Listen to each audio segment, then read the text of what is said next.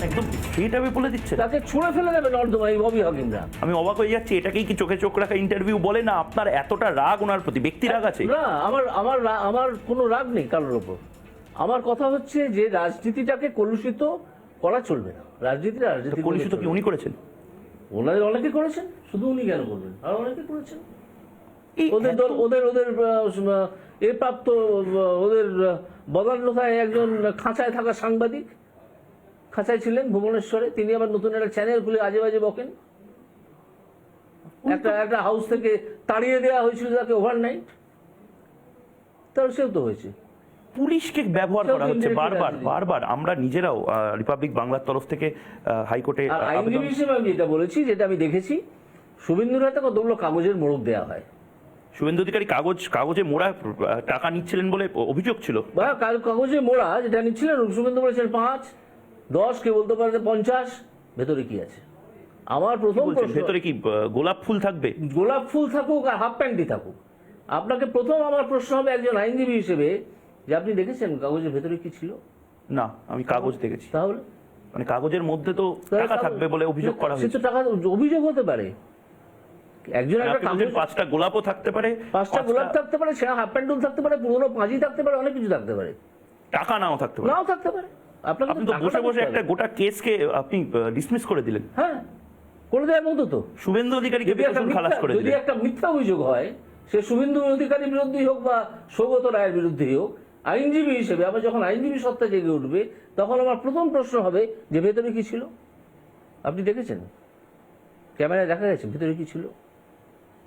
কেউ তোয়ালে মুড়ে নিয়েছেন, কেউ সরাসরি নিয়েছেন। যিনি সরাসরি নিয়েছেন তিনি ধরা পড়বেন। এটা তো কোনো প্রমাণই হচ্ছে না, শুধুমাত্র অপপ্রচার হচ্ছে। আর এটা প্রথম কথা চক্রান্ত করা হয়েছিল। এই চক্রান্তটাই বরাবর ছড়িয়ে এসেছে। সন্দেশখালী থেকে এই চক্রান্তটা ভয়ানক বুমেরাং হয়ে গেল না? কোন চক্রান্তটা? এই যে শেখ শাহজাহানদেরকে, মানে আমি বলতে দ্বিধা নেই, আমি টানা লাইভে বলে যাচ্ছি যে মাফিয়া রাজ। মমতা বন্দ্যোপাধ্যায় এন্ডোর্স করছেন শাহজাহানদের, অ্যাসেম্বলিতে বসে বলছে।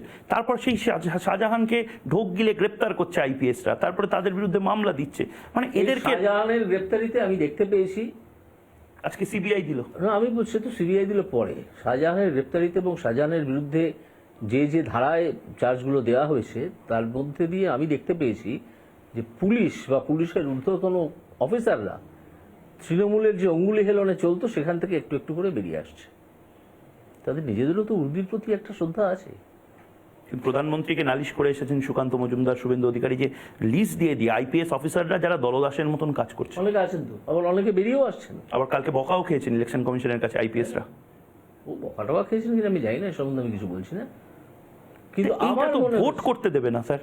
হ্যাঁ, ভোট করার জায়গা, যদি কেউ কোনো বিজেপি কর্মী, বাম কর্মী ভোট করতে যায়, সে যদি মানে কাউন্টিং সেন্টার বা পোলিং সেন্টারে যদি বসতে না পারে, ভোটটা হবে কি করে? দেখা যাক। এবারে আপনার কাছে কি কোনো প্ল্যান আছে? আমার কাছে অবশ্যই প্ল্যান আছে। সেই প্ল্যান আমি বিজেপির ঊর্ধ্বতন মহলে বলবো। মানে কনফিডেন্স, আপনি বাংলার মানুষকে চোখে চোখে কনফিডেন্সটা দিতে পারছেন যে নির্ভয়ে ভোট দিতে যান এবার? যদি আমি যে প্ল্যানটা করেছি সেই প্ল্যানের বিন্দুমাত্র 20% কাজে লাগানো হয়, তাহলে এই তৃণমূল আর খুঁজে পাবেন না। তৃণমূল এই টোটকা, হ্যাঁ, এটা একটা সময় আমরা দমদম দাওয়াইয়ের কথা শুনেছিলাম। এটা তো সল্টলেক দাওয়াই, সম্পূর্ণ অহিংস দাওয়াই। অহিংস দাওয়াই, একদম অহিংস দাওয়াই। তৃণমূলকে খুঁজে পাবেন। তৃণমূল জানেই না পলিটিক্যাল বিরোধিতার মোকাবিলা কি করে করতে হয়। মানে আপনি বলছেন এবার অ্যাসিড হাতে আপনি বিভিন্ন গর্তে ওই অ্যাসিড এবং পোকামাকড় বের করার? কোনো অ্যাসিড নেই। গর্তে হরিনাম সংকীর্তন শোনানো হবে, দেখবেন তাতেই ইঁদুর মরে গেছে। হরিনাম সংকীর্তন শোনানো হবে?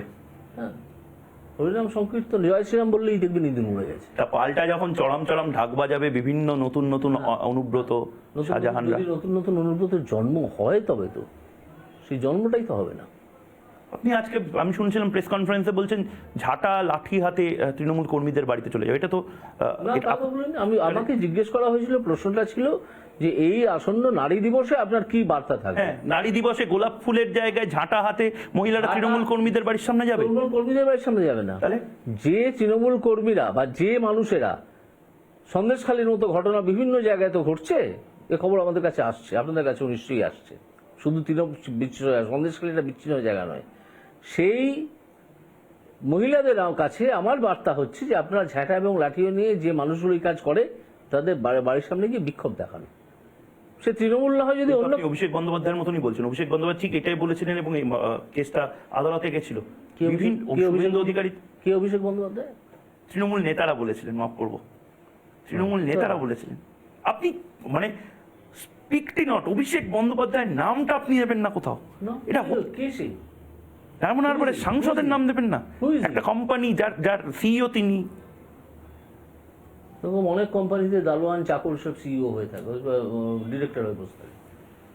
এরকম অনেক কোম্পানি, ফেক কোম্পানি, জাল কোম্পানি আছে, আমাদেরকে মেনে নিতে হবে নাকি? আমি আমার এতেই তো সেদিন ধরা পড়েছে। আমি বসেছিলাম ইজলাসে, আমি তাদেরকে জিজ্ঞেস করলাম যে ভাই তোমার এই কোম্পানিটা প্রাইভেট কোম্পানি না পাবলিক কোম্পানি? তারা জানে না। তারপর বললো আমরা তো চট করলে সুপারভাইজার, আমাদেরকে 10,000 টাকা বেশি মাইনে দেবে বলেছে, দিয়ে ডিরেক্টর করে দিয়েছে। আমি তখন ইডি এবং এসএফআইও দুজনকেই তদন্তে লাগিয়েছি। এই জায়গাগুলোতে এবার মিস করে যাবেন, এবার আর তদন্তে কি করে লাগাবেন? কে আমি করবো না তো, অন্য জাতিরা তো আছেন, তারা করবে। মানে হাকিম বদল হলেও হুকুম বদল হবে না। কখনো হবে না, হওয়ার কথাই না, হওয়ার কথাই না, কেন হবে? মানুষের যে আস্থার জায়গাটা তৈরি করেছিলেন আপনি, কোথাও মনে হয় মানে আপনি তো এই যে দুকামরার ফ্ল্যাট, দর্শকদেরও বলি, দুকামরার ফ্ল্যাটে মধ্যবিত্ত বাড়ির মতনই বিভিন্ন জায়গাতে অগোছালোভাবে বই পড়ে আছে, কাপড় জামা পড়ে রয়েছে, নলেন গুড়ের মিষ্টি খাওয়ালেন স্যার। এটাতে তো দিব্যি 5 মাস পরে অবসর যাপন আপনি টিভিতে রিপাবলিক বাংলা দেখে, অন্য চ্যানেল দেখে, সিনেমা হলে গিয়ে বই লিখে কাটিয়ে দিতে পারতেন। নাম লেখা থাকতো গোটা বাংলায় যে একজন জজ সাহেব গোটা বাংলায় নাকে দড়ি দিয়ে ঘুরিয়েছিল। আপনি কেন ওই পাকে চক্রে আসতে গেলেন? কিচ্ছু নাম কোথাও লেখা থাকতো না, আর পরেও থাকবে না, সেসব প্রত্যাশা নিয়ে আমি আসিনি। আমি দেখেছি আমার সোনার বাংলা শ্মশান হয়ে যাচ্ছে, ক্রমাগত হয়ে গেছে। ছেলেমেয়েগুলো সব বাইরে। শিক্ষার অবস্থা কি? ছেলেমেয়েগুলো প্রত্যেকটা বাইরে, বাবা মাগুলো খাবে। পুরো সল্টলেক জুড়েতে এখন একটা বৃদ্ধাবাস হয়েছে, প্রত্যেকটা বাড়িতেই বৃদ্ধ বাবা মা, তাদের ছেলেমেয়েরা দুরন্ত রেজাল্ট করে বাইরে চলে গেছেন। কিছু না হলে ব্যাঙ্গালোর গেছেন, দিল্লি গেছেন। পরিযায়ী শ্রমিক হয়ে মুর্শিদাবাদে ছেলেমেয়েরা দুবাই চলে যাচ্ছে। বাংলায় থাকছে না কেন?